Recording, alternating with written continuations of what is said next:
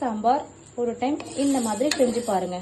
இதில் 3/4 கிளாஸ் தோரம் பருப்பு, ஒரு 1/4 கிளாஸ் பாசி பருப்பு எடுத்து சும்மா ஒரு லைட்டாக ஹீட் ஆகிற அளவுக்கு இதை வறுத்து எடுத்துக்கோங்க. 2லிருந்து 3 வாட்டி இதை நல்லா கழுவி எடுத்துக்கோங்க. ஒரு 2 பெரிய வெங்காயம், 3 தக்காளி, ஒரு 5-6 பச்சை மிளகாய், அப்புறம் கத்திரிக்காய், இது எல்லாத்தையுமே இதில் ஆட் பண்ணிடலாம். உங்ககிட்ட வேற என்ன காய் இருந்தாலும் நீங்க அதை சேர்த்துக்கோங்க. மஞ்சள் பொடி, தேவையான அளவு சால்ட்டு, பெருங்காயத்தூள் எல்லாத்தையும் போட்டு மிக்ஸ் பண்ணிட்டு ஒரு 4 விசில் விட்டுக்கலாம்.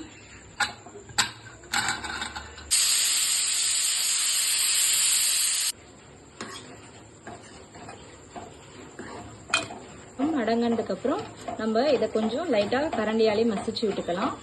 நறுக்கி வச்சிருக்க கொத்தமல்லி சேர்த்துக்கலாம். தாளிப்புக்கு ஒரு பேன்ல ஒரு 2 டேபிள் ஸ்பூன் எண்ணெய் விட்டுட்டு, எண்ணெய் காஞ்சதுக்கு அப்புறம் கடுகு, கொஞ்சோண்டு சீரகம், ஒரு 4 வெந்தயம், கொஞ்சம் சோம்பு, மிளகாய் கிள்ளி வச்சிருக்கேன்,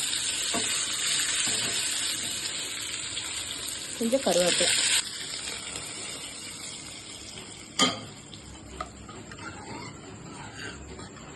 நைட்டு வெளியில பாத்தீங்கன்னா மழை பெஞ்சிட்டு இருக்கு. இன்னைக்கு சூடான இட்லியோட சாம்பார் சாப்பிடலாம் வாங்க.